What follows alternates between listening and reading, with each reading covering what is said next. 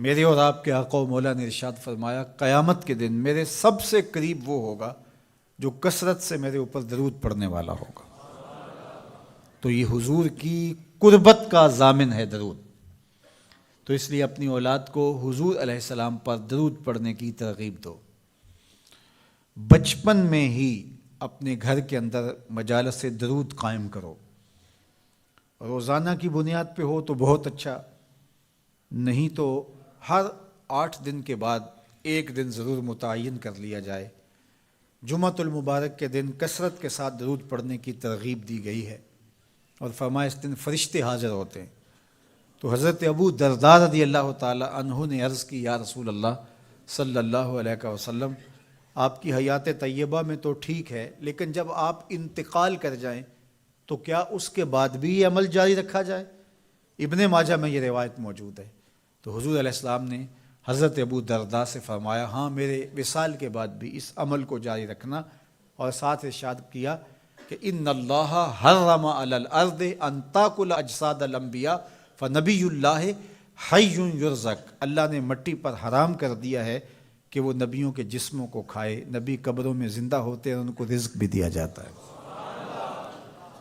تو کہا کہ یہ میرے بعد بھی میرے اوپر درود کے سلسلے کو جاری رکھنا۔ تو ایک مومن تو درود کے ساتھ جڑا ہوا ہے، وہ تو درود کے بغیر دن گزار ہی نہیں سکتا۔ الگ سے نہ بھی پڑھے تو اس کو نماز کے اندر درود پڑھنا ہی ہوتا ہے۔ درود ابراہیمی تو نماز کا حصہ بنا دیا گیا، اور اس کو کثرت کے ساتھ درود پڑھنے کی ترغیب دی گئی۔ تو درود ایک ایسا وظیفہ ہے کہ جو اپنی زندگی میں جتنا زیادہ شامل کر سکتے ہو اتنا زیادہ شامل کر لو۔ ویسے بھی درود پڑھنے سے بچوں میں تقدس پیدا ہوتا ہے، بچے پاک دامن رہیں، عفت مآب رہیں، ان کی طبع میں تقدس رہے۔ آپ چاہتے ہیں، ہر ماں باپ چاہتا ہے، اور پھر دور موجود کے اندر جو فتنے ہیں تو بہت ضروری ہے کہ ہماری اولادیں تقدس مآب رہیں۔ تو ان کو درود کی ترغیب دو، تو اس کا عملی نتیجہ یہی ہوگا کہ ان میں تقدس کا جوہر پیدا ہوگا، اور ان کی عصمت کی حفاظت رہے گی۔ اور درود شریف پڑھنے والے بچے اور درود شریف نہ پڑھنے والے بچے دونوں کی عادات میں فرق ہوتا ہے۔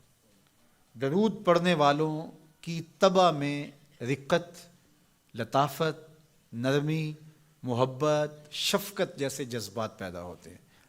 یہ درود شریف کا عملی نتیجہ ہے۔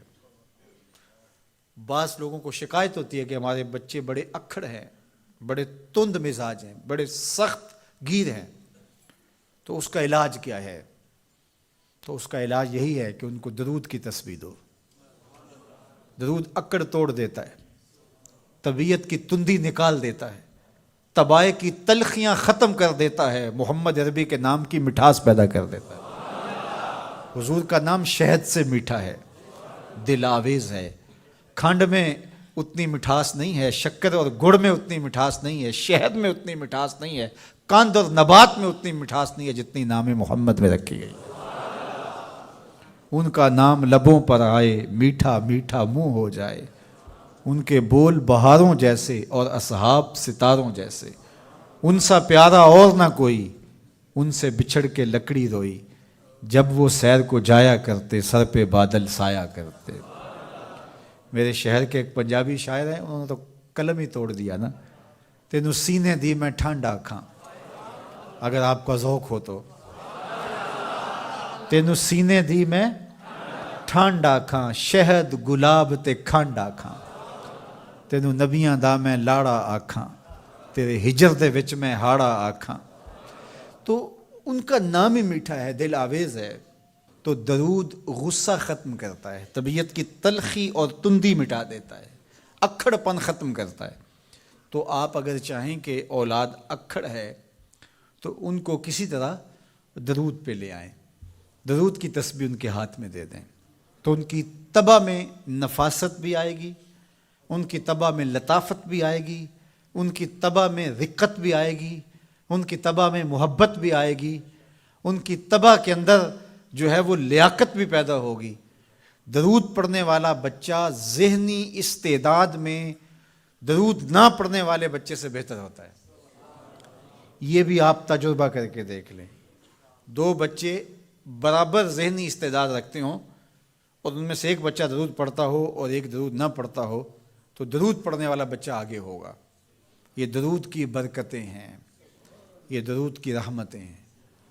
تو درود کثرت سے پڑھنا اپنی اولاد کو سکھائیں گے۔ ہفتہ روزہ آپ محافل کا گھر میں انعقاد کر لیجئے اور اس میں صرف دروشی پڑھ لیجئے، تو انشاءاللہ اس سے آپ دیکھیں گے کہ اولاد کو اس کا فرق پڑتا ہے۔ یہ تربیت کا ایک آسان نسخہ ہے اور یہ وہ وظیفہ ہے جس سے تھکن نہیں ہوتی، یہ وہ وظیفہ ہے جس سے طبیعت میں تلخی نہیں آتی۔ کہتے ہیں وظیفہ میں نے پڑھا ہے تو وظیفہ پڑھتے پڑھتے میری طبیعت میں یہ ہو گیا ہے، وہ بعض کہتے ہیں وظیفہ الٹ پڑ گیا ہے۔